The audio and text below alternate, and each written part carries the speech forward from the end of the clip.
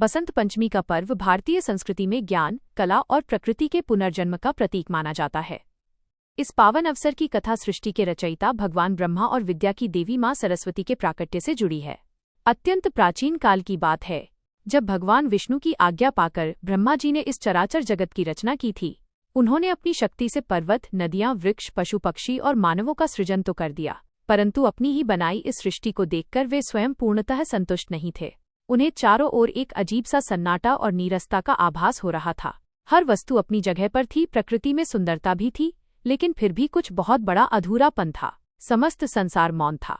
पक्षियों के कंठ में कोई स्वर नहीं था, वायु में कोई संगीत नहीं था और मनुष्यों की वाणी में शब्द नहीं थे। पूरा ब्रह्मांड एक ऐसे चित्र की भांति लग रहा था जो अत्यंत सुंदर तो है, परंतु जिसमें प्राणों का स्पंदन गायब है।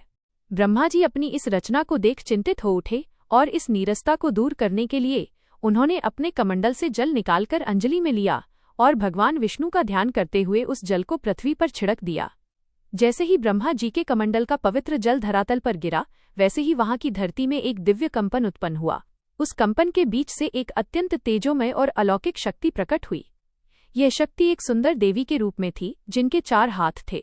उनके एक हाथ में वीणा थी, दूसरे हाथ में पुस्तक, तीसरे हाथ में स्फटिक की माला और चौथा हाथ वरद मुद्रा में था। उनके श्वेत वस्त्र उनकी पवित्रता और निर्मलता का प्रतीक थे। उनके मुखमंडल पर करोड़ों सूर्यों का तेज था और उनकी आंखों में करुणा और ज्ञान का सागर उमड़ रहा था। ये साक्षात मां सरस्वती थी, जिन्हें विद्या, बुद्धि और वाणी की अधिष्ठात्री माना जाता है। जैसे ही देवी सरस्वती प्रकट हुईं, ब्रह्मा जी ने उनसे निवेदन किया कि हे देवी, मेरी इस बनाई हुई सृष्टि में चारों ओर घोर सन्नाटा व्याप्त है। जीव, जंतु और मनुष्य सब मूक हैं। इनमें चेतना तो है, परंतु अभिव्यक्ति का अभाव है। आप अपनी वीणा के स्वर से इस संसार की जड़ता और मौन को दूर करें। ब्रह्मा जी के आग्रह पर मां सरस्वती ने अपनी वीणा के तारों को छुआ। जैसे ही वीणा की पहली झंकार गूंजी, पूरे ब्रह्मांड में ए का नाद व्याप्त हो गया। उस दिव्य संगीत के प्रभाव से वायु में सरसराहट होने लगी, नदियों में कलकल की ध्वनि गूंज उठी और पक्षियों ने चहचहाना शुरू कर दिया। मनुष्यों को शब्द मिले और उनकी बुद्धि जागृत हुई। सृष्टि के कण कण में संगीत और ज्ञान का संचार हो गया।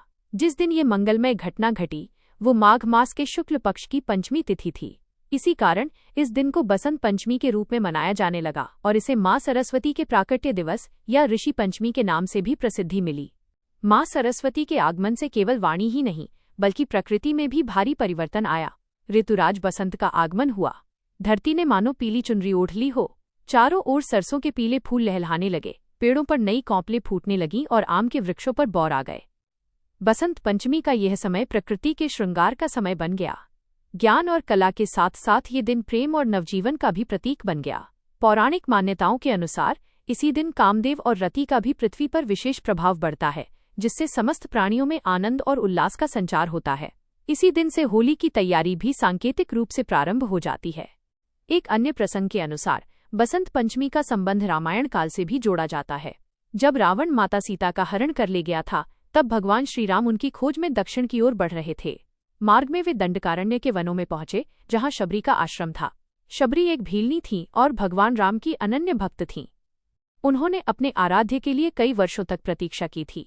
पौराणिक ग्रंथों के अनुसार जिस दिन भगवान श्रीराम शबरी की कुटिया में पहुंचे और उनके प्रेमपूर्ण जूठे बेर खाए, वह बसंत पंचमी का ही दिन था।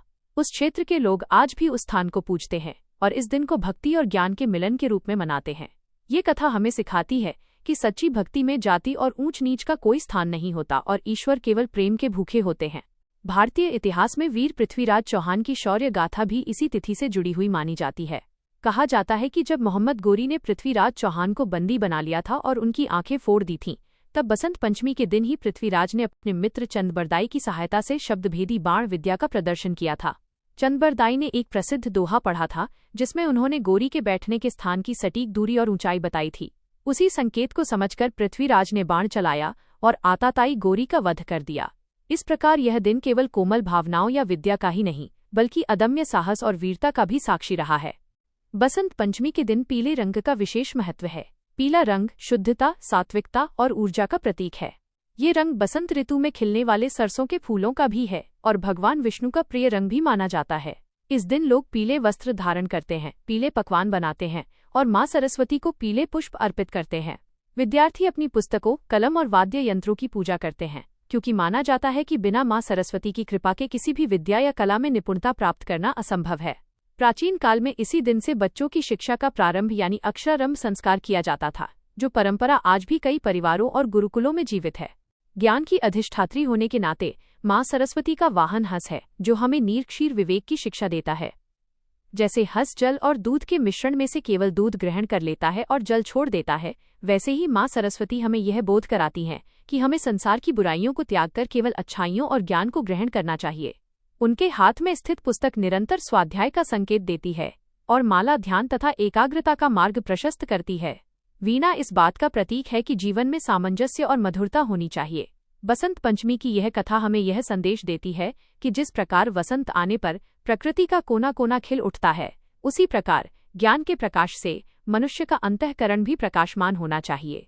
यह पर्व अंधकार से प्रकाश की ओर जाने का और जड़ता को त्याग कर चैतन्य होने का आह्वान है।